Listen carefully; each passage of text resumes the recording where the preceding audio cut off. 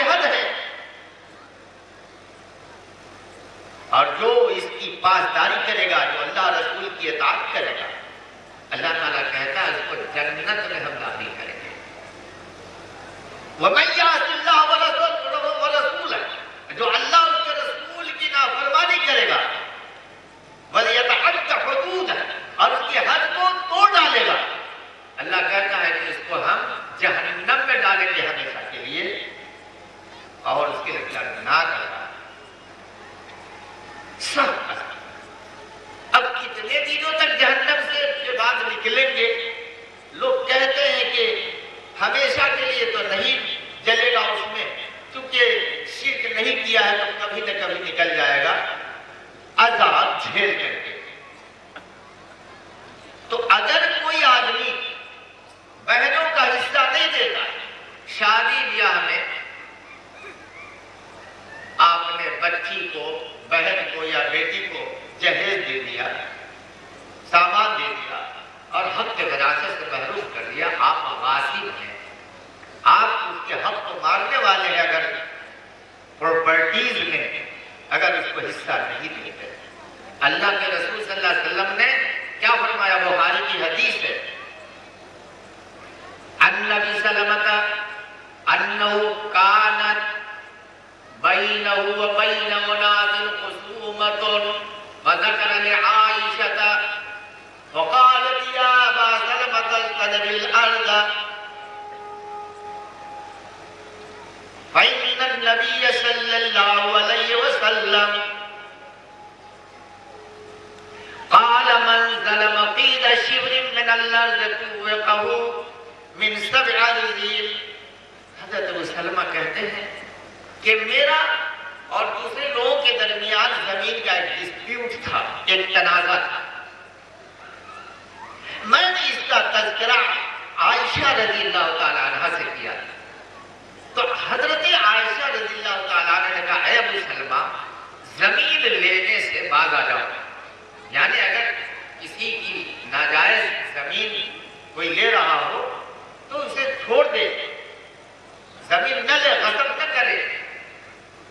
اور پھر کہا کہ اس لیے کہ محمد صلی اللہ علیہ وسلم نے کہا کہ جس کسی نے ظلم سے ایک بالشت بھی کسی کی زمین ہڑپ لیا، غصب کر لیا، تو اس کے گلے میں 7 زمین کا توق ڈال دیا جائے گا۔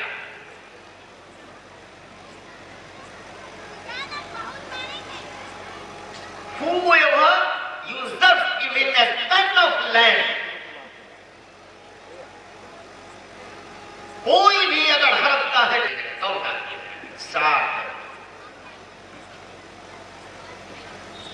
7 زمین۔ اور دوسری حدیث ہے عن سالم عن ابیہ قال قال النبی صلی اللہ علیہ وسلم من اخذ من الارض شیئا بغیر حقه خسف به یوم القیامت الى 7 عرضین۔ اگر کوئی شخص کچھ بھی کسی کی زمین ظلمن لے لیتا ہے تو قیامت کے دن وہ زمین 7 زمین کے نیچے دھسا دیا جائے گا۔ تو جو لوگ بہنوں کا حصہ نہیں دیتے ہیں یہ غاصب ہے، یہ زمین کو ہڑپنے والے ہیں، یا پھر کسی پراپرٹی میں اس کا حصہ ہونا چاہیے، وہ مال کم ہو یا زیادہ آپ کو دے دینا۔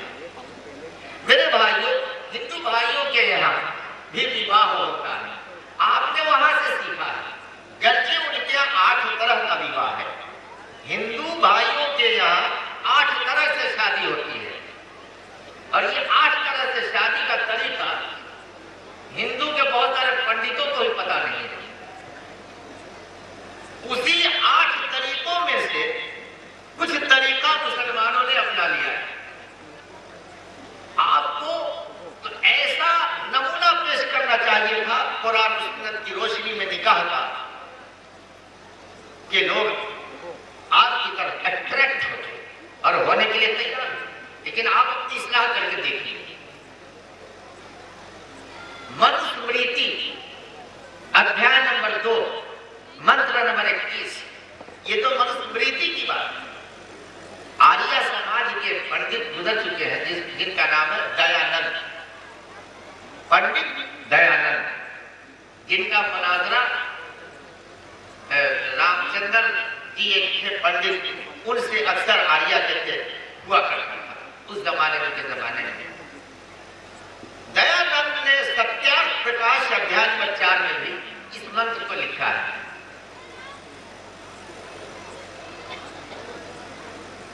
آج اس بھارت ورش کے اندر آپ کو یہ سرل، سہج، سگم، آسان، پاکیزہ، پوتر، شدھ، سوچھ، پیور، ٹرانسپیرنٹ ایسا نمونہ دینا تھا شادی کا کہ وہ غیر مسلم حضرات آپ کی طرف آئے ہیں۔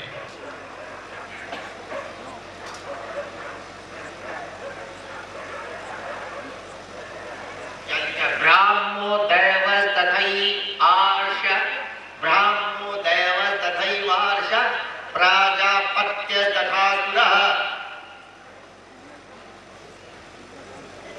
گاندھرو راکشسچیو پیشاچশ্چارتمودھمः۔ یہ ہے 8 طرح کا نکاح نام آپ کو سمجھانے کے لیے لے رہے ہیں۔ نکاح وواہ جو ہے 8 پرکار کا ہے۔ پہلا ہے برہم، دوسرا ہے دیو، تیسرا ہے آرش، چوتھا ہے پرجاپت، اور 5واں ہے آسور، اور 6واں ہے گاندھرو، اور 7واں ہے راکشس، اور 8واں ہے پیشاچ۔ بریف کر دیتے ہیں آپ کو، ایک سنکشپت سار ان 8 وواہ کا آپ کے سامنے رکھتے ہیں۔ اور مسلمانوں آپ سوچو کہ آپ جو کر رہے ہو نکاح، ان 8 طریقوں میں سے کہیں اس میں پایا جاتا ہے کچھ کیا، یا اس میں سے ایسا بھی نکاح ہے جو آپ کے طریقے پر ہے وہاں موجود لیکن آپ نہیں کر رہے ہو اور نہ وہ کر رہے ہیں۔ ٹرین میں آتے ہوئے کل کی بات ہے، اتفاق سے دربھنگا میں برہمنوں کی اچھی آبادی ہے، برہمن ہی پریوار والے ہمارے کمپارٹمنٹ میں تھے۔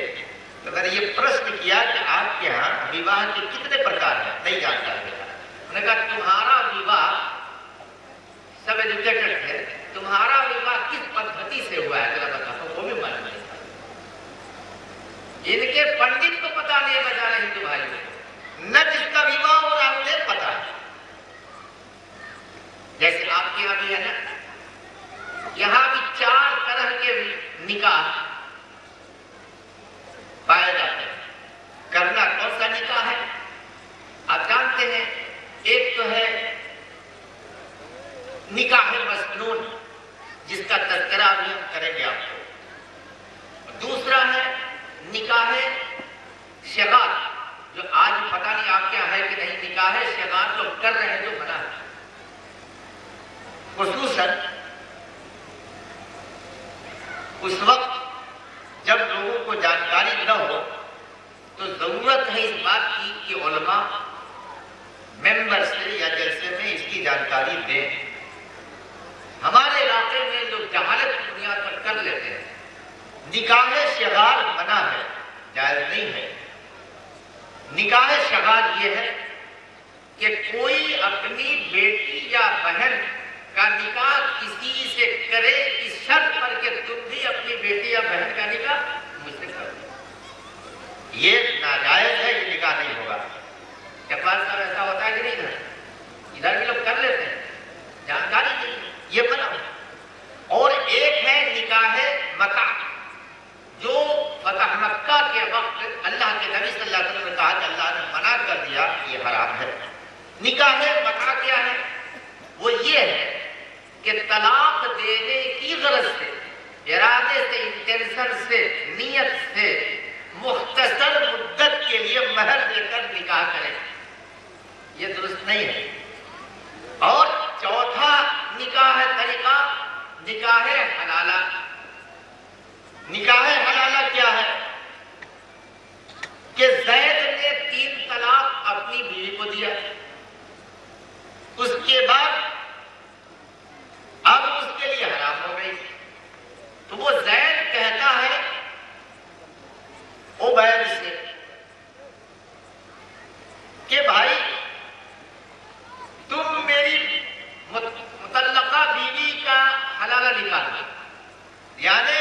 نکاح کر لو اور 1 یا 2 دن کے بعد پھر چھوڑ دو، پھر میں اپنی زوجیت میں لے لوں، یہ حرام ہے۔ حلالہ کرنے والے اور کرانے والے دونوں پر اللہ کے رسول صلی اللہ علیہ وسلم لعنت بھیجی ہے۔ غیر مسلم بھائیوں کے یہاں نکاح کا طریقہ کیا ہے؟ برہم نکاح، اس میں کہتے ہیں کہ شریشٹھ شیل اور گڑی یعنی اچھے آچرن کیریکٹر والے ور کا انتخاب کرو اور اسے وسترابھوشن سے وبھوشت ایوم پوجت کر کے کنیا دان کرنا برہم وواہ کہلاتا ہے۔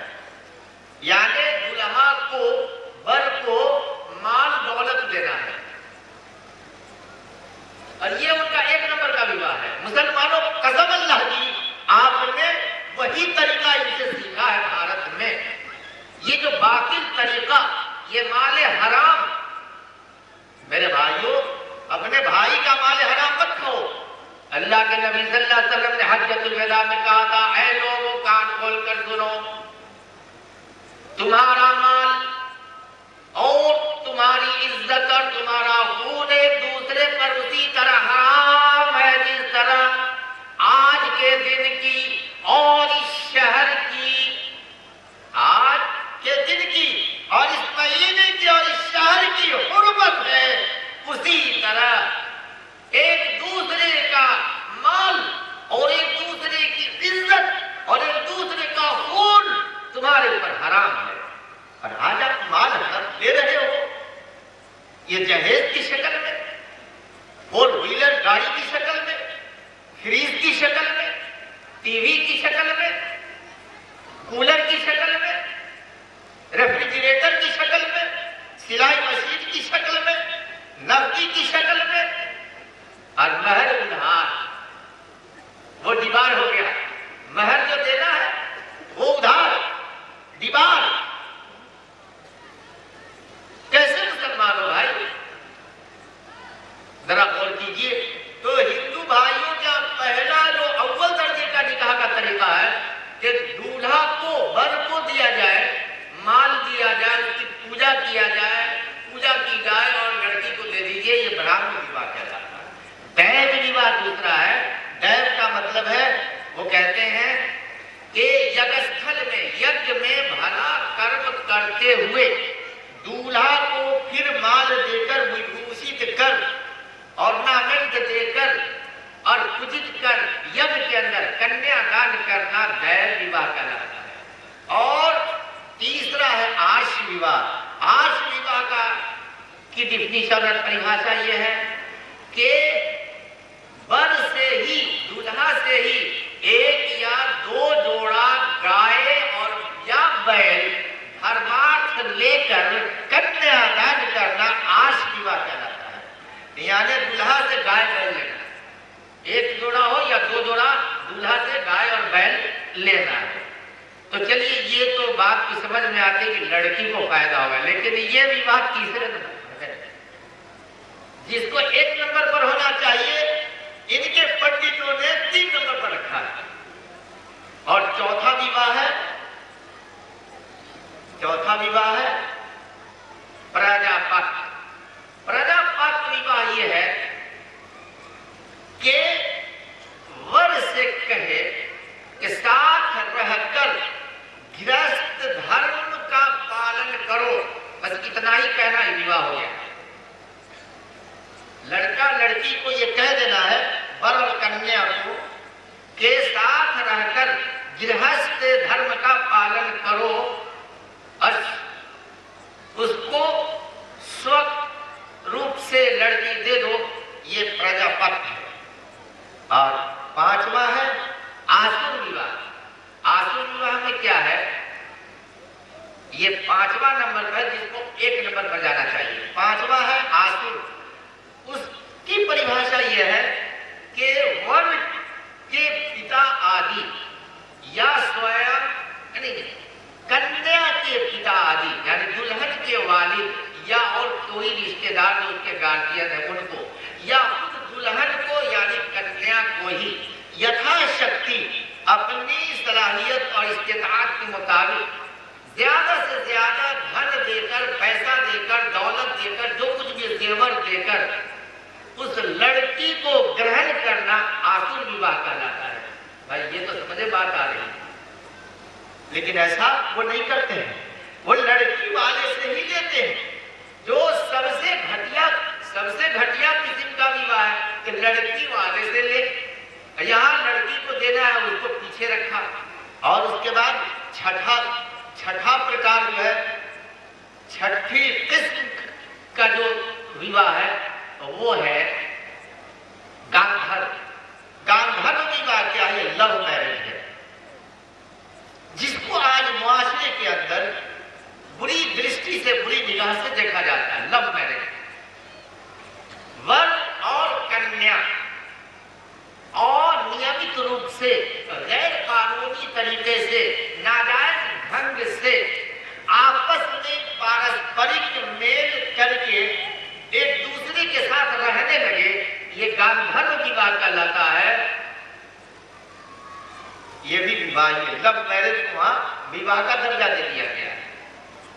آج مسلم معاشرے میں بھی چونکہ آپ نے نکاح کو اس قدر مشکل، اتنا ٹف، اتنا ایڈونچرس ٹاسک، ایک مہم بنا دیا ہے کہ گویا اس کو سر کرنے کا یہ امر ہے، ایسا کر کے آپ نے اور ہم نے اس معاشرے کے اندر اتنا پرگندہ کر دیا ہے کہ لڑکی اور لڑکی آپس میں مل کر کوٹ میرج کر رہی ہیں۔ اور موبائل کے زمانے میں اور یہ کام آسان ہو گیا ہے، کہاں کی لڑکی ہے، کہاں کا لڑکا ہے، چیٹنگ ہو رہی ہے، اور موبائل پر تم فلاں جگہ آ جاؤ، میں فلاں جگہ آ جاتی ہوں، اور وہ ساتھ ماں باپ اور معاشرے کی عزت کو اس کے چوکھٹ پر اور اس کے معاشرے کے دروازے پر وہ مار کر کے، پھینک کر کے اور وہ نکل جاتی ہے۔ میرے بھائیوں، یہ لو میرج وہاں وواہ ہے۔ اور ساتواں ہے راکشس وواہ۔ راکشس یہ بھی وواہ ہے۔ راکشس وواہ کا مطلب ہے کہ باگھکوں کو مار کر کوئی آدمی، یعنی جو دلہا بننے والا ہے اس کو دلہا کیا کہیے گا، وہ راکشس کہیے، وہ دلہا راکشس ہی کہا جائے گا، اس لیے اس کا نام راکشس پڑا۔ کنتو ہندو سماج میں، ہندو دھرم میں اس کو وواہ کا ہی ایک انگ، ایک پارٹ مان لیا گیا، ایک طریقہ، ایک نیم، ایک اصول اور ایک ڈھنگ اور ایک قسم مان لیا انہوں نے۔ کیا ہے راکشس وواہ میں؟ یہ ہے جو 7ویں درجے کا ہے، اس میں ہے کہ باگھکوں کو یعنی رکاوٹوں کو، لڑکی کو لے لینے میں، چھین لینے میں جتنی رکاوٹیں آئے ان رکاوٹوں کو توڑ کر اور درگ دروازے کو توڑ کر اور لوگوں کو آہت کر کے، اگر ضرورت پڑے تو مار پیٹ کر کے بھی اس کے رشتے داروں کو، گھر والوں کو، اور بالات رودن کرتی ہوئی یعنی روتی ہوئی کنیا کا بالات اپہرن کر لینا، یہ راکشس وواہ ہے۔ مطلب یہ کتنا گھناؤنا انداز ہے۔ میں ہندو بھائیوں سے کہوں گا کہ اسلام کا نکاح دیکھیے، اور آپ کے یہاں کیا ہے کہ آج اپہرن کرنے والے کو سزا دی جاتی ہے، لیکن منوسمرتی میں اس کو وواہ مان لیا گیا ہے۔ اپہرن کر کے لے جانا، مار پیٹ کر کے لوگوں کو زبردستی چھین لینا، بالات اپہرن کر لینا، اغوا کر لینا، یہ وواہ میں شامل ہو جائے گا۔ اور 8واں ہے پیشاچ وواہ۔ پیشاچ وواہ میں ہے کہ کوئی لڑکی، کوئی کنیا، کوئی دلہن، دلہن تو نہیں کہی ابھی، دلہن تو بعد میں بنے گی، کوئی کنیا، کوئی لڑکی سو رہی ہو نیند میں یا شراب پی ہوئی ہو یا بے ہوش ہو، اس حالت میں ایکانت میں کوئی اس سے سمبھوگ کر لے یعنی زنا کر لے تو یہ پیشاچ وواہ کہلائے گا۔ مسلمانوں، اب آپ یہاں دیکھیے، نکاح کو عبادت کہا گیا۔ یہ عبادت ہے، جس کام سے آپ کا آدھا ایمان کمپلیٹ ہوتا ہے، اس کام کے اندر آپ کیا کیا کر رہے ہو؟ میرے بھائی ذرا سوچئے، جس وقت نکاح ہوتا ہے نا، قاضی صاحب کو ان آیات کا ترجمہ بھی نہیں بتلاتے، بتلانا چاہیے نکاح کے وقت، کچھ تقریر کر دینی چاہیے۔ وہ دولہا اور دلہن کی زندگی ابتدائی مرحلہ ہوتا ہے، وہ ایک موڑ ہے جہاں سے نئی زندگی کی شروعات ہوتی ہے، نئی زندگی کی، اور اس وقت وہ اپنی دلہن کا، اپنی بیوی کا وہ قوام بنتا ہے، وہ گارڈین شپ اس کی ہو جاتی ہے، سارے اخراجات، کپڑے، لباس، کھانا پینا اور مکان، سارا انتظام اس قوام، اس شوہر کے اوپر آ جاتا ہے، اس کی ذمہ داری آ جاتی ہے۔ لیکن آج کیا ہوتا ہے کہ مہر کو لوگوں نے ادھار رکھ دیا، اس کو کر دیا مؤجل، مؤجل کر دیا۔ بہتر تو ہے کہ اس کو مؤجل کرو۔ That should be paid instantly and seriously, giving priority. اگر کوئی مجبوری ہو تو مؤخر کر سکتے ہیں، جسے مہر مؤجل کرتے ہیں۔ میرے بھائیو، اب مہر کو کتنا ٹویسٹ کیا ہے مسلمانوں نے، ہم لوگوں نے، کہ اتنی رقم اونچی رکھ دیتے ہیں کہ وہ دولہا، وہ لڑکا اسے ادا بھی نہیں کر پاتا۔ صلاحیت کچھ اور ہے، 5,000 کی صلاحیت ہے، 50,000 اس لیے رکھتے ہیں کہ جلدی یہ طلاق نہ دینے پائے۔ میرے بھائی، مہر کو اتنا آسان کر دیا گیا، اتنا آسان کر دیا گیا۔ حضرت انس رضی اللہ تعالیٰ عنہ فرماتے ہیں کہ حضرت ام سلیم رضی اللہ تعالیٰ عنہا سے نکاح کا پیغام حضرت ابو طلحہ نے دیا جب وہ کافر تھے۔ ہماری مائیں اور بہنیں اور بیٹیاں ذرا سنیں کہ اس وقت کی اسلامی خاتون کا نظریہ دیکھو اور مزاج دیکھو، دینی مزاج دیکھو، تقویٰ دیکھو، جذبہ دیکھو ان کا، قربان جائیے ان کے جذبے پر۔ حضرت ام سلیم سے کہا، ابو طلحہ نے پیغام نکاح دیا، کہا کہ میں آپ سے نکاح کرنا چاہتا ہوں۔ حضرت ام سلیم رضی اللہ تعالیٰ عنہ فرماتی ہیں کہ میں مسلمان ہو چکی ہوں، میں مسلمان ہوں اور تم کافر ہو، ابھی مسلمان نہیں ہوئے، ایک شرط ہے، میں تم سے نکاح کر سکتی ہوں۔ شرط یہ ہے کہ میں تم سے مہر کی رقم نہیں لوں گی، میں تم سے مہر کی رقم نہیں لوں گی، بلکہ تم مسلمان ہو جاؤ، میری طرف سے تمہارا اسلام لے آنا ہی مہر ہوگا، تمہارے لیے تمہارا اسلام لے آنا تمہارے لیے مہر ہے۔ اللہ، اور اسی بات پر مسلمان ہو گئے۔ مسلمانوں، آج بھی اپنے بچوں کا نکاح اس انداز پر کرو، بہت سارے لوگ اسلام لانے کے لیے تیار ہیں۔ وہ مسلمان ہو گیا، نکاح ہوا، اتنا آسان مہر کا معاملہ، اور مسلمان ادا کرتے ہیں۔ اور اس سے بھی کم آئیے، بخاری شریف کی مشہور حدیث ہے کہ خاتون آتی ہیں، عورتیں غور سے سنیں، ایک خاتون آتی ہے، ایک مہیلا آتی ہے، ہمارے بہت سے ہندو بھائی بھی ہیں، کہاں آتی ہے؟ محمد صلی اللہ علیہ وسلم جو لاسٹ پروفیٹ ہیں، یہ غیر مسلم ہندو بھائیوں کے انتم دودت ہے، یہی محمد صلی اللہ علیہ وسلم جنہیں کل کے اوتار کہا جاتا ہے۔ میں ضمناً یہ بات بتا دے رہا ہوں، محمد صلی اللہ علیہ وسلم اور پریچت رشی نہیں ہے اس دھرتی پر، یہ ہمارے ہندو بھائیوں کے ہی آخری نبی ہے، انتم دودت ہے۔ تو ان کے دربار میں جانے، ان کے پاس اور بھی صحابی ہیں، ایک خاتون آتی ہے اور کہتی ہے کہ اللہ کے رسول صلی اللہ علیہ وسلم، میں اپنے آپ کو ہبہ کرتی ہوں۔ اللہ کے رسول صلی اللہ علیہ وسلم نے اپنی نگاہ اس لڑکی کی طرف، اس عورت کی طرف اٹھائی اور پھر ایک بار اور نیچے سے اوپر تک اس عورت کو دیکھا۔ آپ نے اپنی نگاہ نیچے کر دی، اس عورت نے پھر ریپیٹ کیا کہ اللہ کے رسول صلی اللہ علیہ وسلم، میں ہبہ کرتی ہوں۔ اللہ کے رسول صلی اللہ علیہ وسلم نے التفات نہ کیا، اس عورت کی طرف پھر نظر نہیں اٹھائی، نہیں دیکھا۔ ایک صحابی کو بات سمجھ میں شاید یہ آئی وسلم کو اس عورت سے نکاح کرنا منظور نہیں ہے، سبب جو بھی ہو۔ ایک صحابی اٹھ کھڑے ہوئے اور کہا کہ اللہ کے رسول صلی اللہ علیہ وسلم میرا نکاح کر دیجئے اس خاتون سے، میرا نکاح کر دیجئے اس خاتون سے۔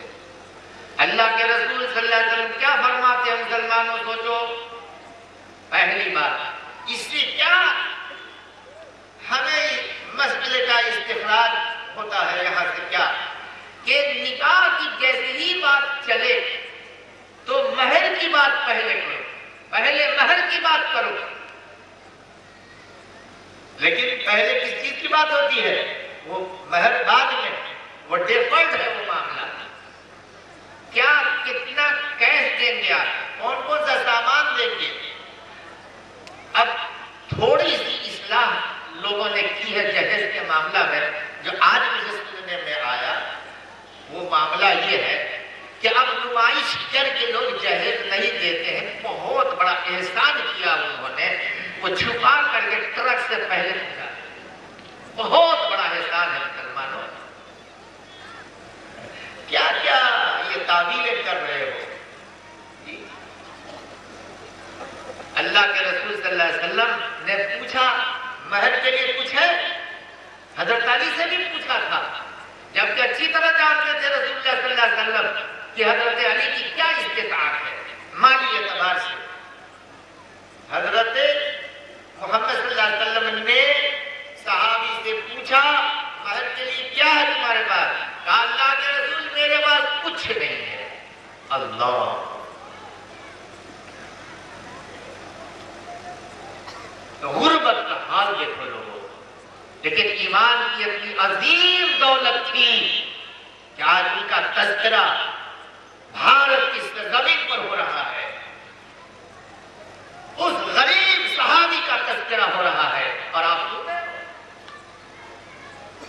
کہتے ہیں میرے پاس اللہ کے رسول صلی اللہ علیہ وسلم کچھ نہیں۔ پھر فرمایا جاؤ تلاش کر کے آؤ۔ نہیں، وہاں پہلے پوچھا کہ لوہا کی انگوٹھی بھی نہیں ہے، کہا کہ جا کے تلاش کر کے آؤ۔ وہ گئے، پہلے تو گئے تلاش کرنے کے لیے، کچھ ہے تو لے کے آئے، کچھ نہیں ملا۔ پھر کہا لوہا کی انگوٹھی بھی، اور لوہے کی انگوٹھی کی کیا حقیقت ہو سکتی ہے جی، وہی لے آؤ۔ پھر گئے وہ گھر میں، اللہ، سینہ پارا پارا ہو جاتا ہے، آنکھیں نم ہو جاتی ہے، دل دہل جاتا ہے ایسی مثالوں کو پیش کرنے کے بعد۔ ہم ہیں مسلمان کہ ہمیں اصلاح نہیں کرنی، ہمارے اندر تغیر تبدل کی ضرورت نہیں ہے، ہمیں ایسے صاف ستھرے طریقے سے محبت نہیں ہے، نبی کے طرز زندگی سے نفرت ہے۔ غزہ میں تم ہو نصارا تو تمدن میں ہو نود، ہم ہیں مسلمان جنہیں دیکھ کے سر شرمائے یہود۔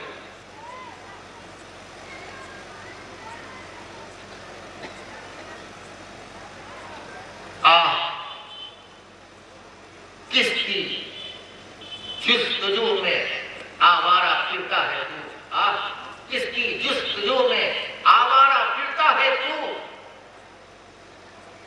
راہ تو، راہ رو بھی تو، راہبر بھی تو، منزل بھی تو۔ مسلمانوں آپ کو یہ تھے،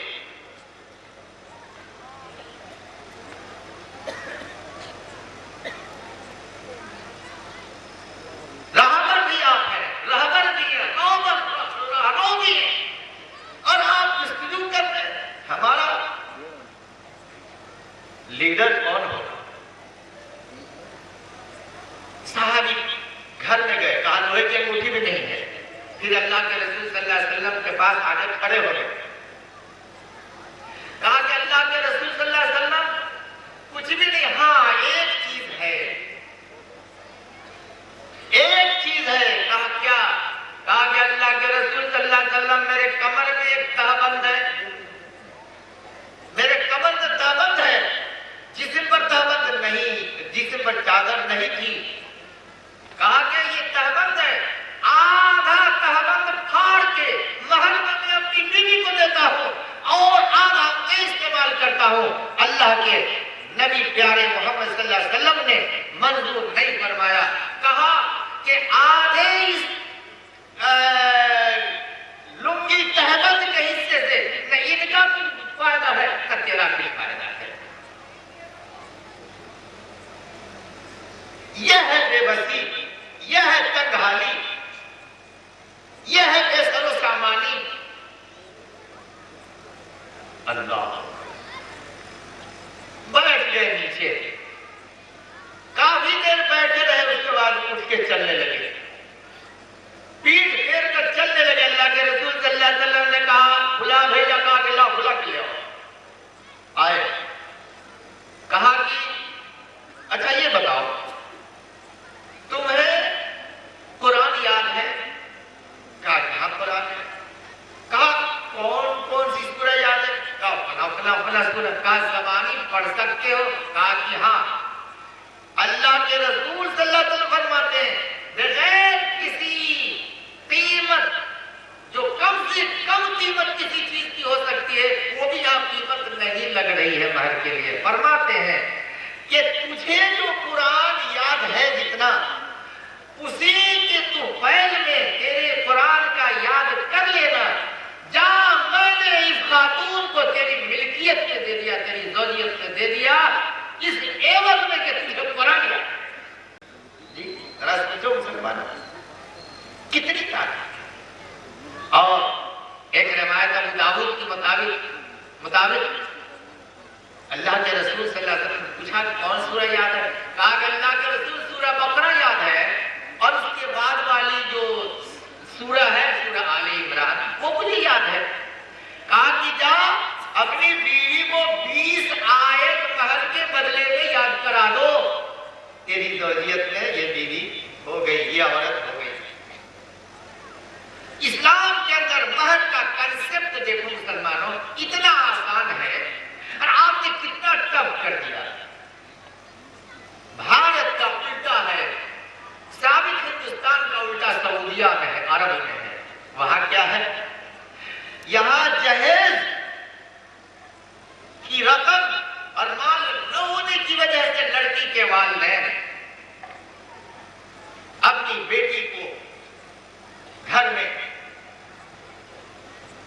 بوجھ بنا کر رکھے ہوئے ہیں. وہ بیٹیاں بوجھ بنی بیٹھی. عرب میں کیا ہے کہ وہاں مہر کی اتنی بڑی رقم عورتیں مانگتی ہیں کہ وہاں لڑکے کا نکاح مشکل ہے، یہاں لڑکی کا نکاح مشکل ہے. یہ الٹا ہے. وہاں لڑکے کے نکاح میں مشکل درپیش، یہاں لڑکی کے نکاح میں مشکل درپیش.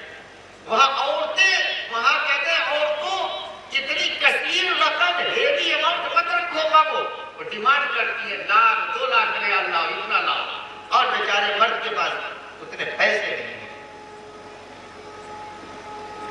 کیا بات سمجھ میں آئی کہ کم سے کم اگر کوئی مہر کی رقم ہو سکتی ہے تو لوہے کی انگوٹھی، اگر وہ بھی نہیں ہے تو قرآن کا یاد کرا دینا، یا قرآن کا یاد کیے ہوئے رہنا دولہا کا.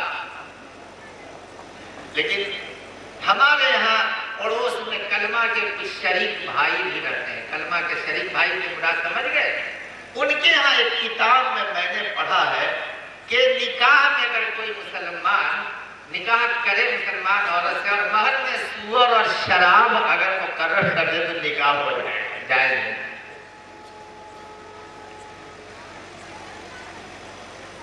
اور کتاب کا نام ہے قدوری. سور اور شراب اگر مقرر کر لے تو نکاح جائز ہوگا. پتا نہیں اس قرآن اور حدیث کا نچوڑ ہے. حیرت کی بات.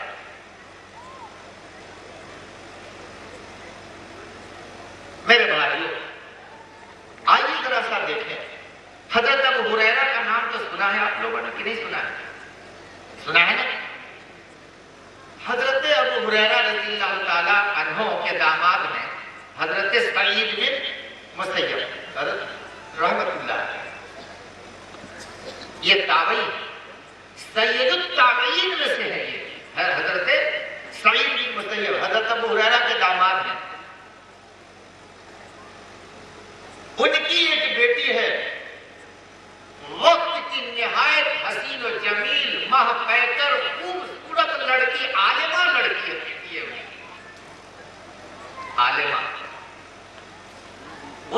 ہے فاطمہ،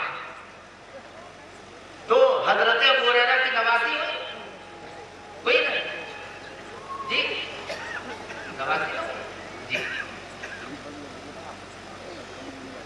اس لڑکی کے حسن اور اس لڑکی حضرت سعید بن مسیب کی بیٹی کے علم اور ان کے حسن سے متاثر ہو کر اس وقت کے خلیفہ وقت عبد الملک بن مروان نے اپنے ولی عہد شہزادے کے لیے پیغام نکاح دیا حضرت سعید بن مسیب کو. اولاً تو حضرت سعید بن مسیب ہی نے اس رشتے کو، پیغام کو نامنظور کر دیا. اور میری بیٹیوں ذرا غور کرو کہ اس لڑکی نے بھی محل سرا کے اندر، پیلیشین بلڈنگ کے اندر عیش و طرب والی زندگی کو دیکھتے ہوئے بھی اس رشتے کو، پیغام نکاح کو ٹھکرا دیا. لڑکی نے خود کہا میں مالی ہوں. ایک دن کا واقعہ ہے کہ آپ درس دیا کرتے تھے، سینکڑوں آپ کے طلبہ. ایک طالب علم کچھ دنوں غیر حاضر تھا اور غیر حاضری کے بعد وہ درس میں جب حاضر ہوا تو اس لڑکے کا نام ہے ابن ودا. کہا کہ بیٹے تم کئی دنوں سے درس میں حاضر نہیں ہو رہے تھے. کہا کہ شیخ ہماری بیوی کا انتقال ہے، اس وجہ سے میں حاضر خدمت نہیں ہو سکا، درس میں میں حاضر نہ ہو سکا. تو کہا فوراً نکاح کیا تم نے، دوسری شادی کی تم نے؟ کہا کہ حضور میں غریب آدمی ہوں، مجھے کون اپنی بیٹی دے دے گا آسانی سے شادی کرنے کے لیے. کہا کہ ایسا کرو، میں سوچتا ہوں کہ تمہارا نکاح آج ہو جائے. اللہ، ایک طالب علم ہے اور وہ بھی غریب ہے. حضرت سعید بن مسیب حضرت ابو ہریرہ کے داماد کہتے ہیں کہ بیٹے میں چاہتا ہوں کہ ابھی میں اپنی بیٹی کا نکاح تجھ سے کر دوں. خوشی کے مارے کیا کیفیت ہوئی ہوگی اس لڑکے کی طرح آپ اندازہ کیجیے جو اپنے نکاح ثانی سے مایوس ہو چکا تھا. اور اس کے نادر میں ہے کہ اس لڑکی کا کے نکاح کا پیغام عبد الملک بن مروان کے یہاں سے آیا، لیکن انکار کر دیا ہمارے شیخ نے. نکاح کر دیا اور شام کے وقت دروازہ کھٹکھٹایا جائے. گھر آئے، ابن ودا اپنے چھت پر چڑھ گئے، مکان کے چھپڑ پر چھت پر چڑھ گئے. نکاح ہوتا ہے. کہا کہ لوگوں سنو، خوشی کے مارے اعلان کیا کہ آج میرا نکاح ہمارے شیخ نے اپنی بیٹی سے کر دیا. یہ جو آواز سنی تو اگل بغل کی عورتیں خوشی کے مارے ان کے گھر میں آنے لگی، جمع ہو. اور شام میں دروازہ کھٹکھٹایا، کون تھا؟ سعید. تو کہتے ہیں کہ میں سوچنے لگا کہ ہمارے جیسے غریب آدمی کے یہاں پر کون سعید آ سکتا ہے. دروازہ کھولا تو دیکھا کہ ہمارے شیخ کھڑے ہیں. السلام علیکم. وعلیکم السلام. اور اپنی بیٹی سے کہا کہ جا یہ تیرے شوہر ہیں، اس گھر میں داخل ہوگا. خود سے اپنی بیٹی کو پہنچایا اور ایسے غریب سے اپنی بیٹی کا وہ بھی دو بیاہ، اس کو کیا کہتے ہیں آپ لوگ؟ دو بیاہ ہے جس کی ایک بیوی مر چکی ہے، دوسری شادی جو کر رہا ہو. اچھا چلیے. تو اس لڑکے سے انہوں نے اپنی بیٹی کا نکاح کر دیا. آج ہمارے اور آپ کا کیا حال ہے مسلمانوں؟ ذرا پوچھیے، ہم کہاں چلے جا رہے ہیں؟ ہمارا کیا ہے؟ تو آئیے، جس وقت یہ نکاح کا فتویٰ پڑھا جاتا ہے تو اس لیے اس نکاح کو تقویٰ کے ماحول میں تقویٰ کا معیار بنا کر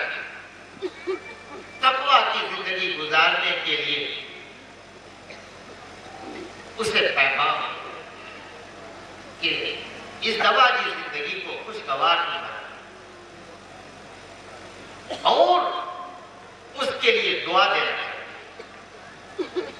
جب دولہا